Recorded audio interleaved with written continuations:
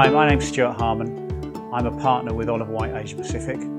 We help organisations improve the way they plan, improve the way they work together to get improved outcomes. So why aren't spreadsheets a long-term solution to support your IBP process? Well, initially spreadsheets can be quite useful. As you're designing a process, as you're understanding how your teams are going to work together, how they're going to share information, spreadsheets offer flexibility. Once a process is designed, it's important that data integrity is assured. Spreadsheets aren't good at that. It's also important that you have the scenario planning capability.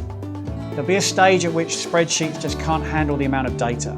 So at that point, it's time to go and look for a more robust solution that's going to enable the scenario planning and collaboration that good integrated business planning requires.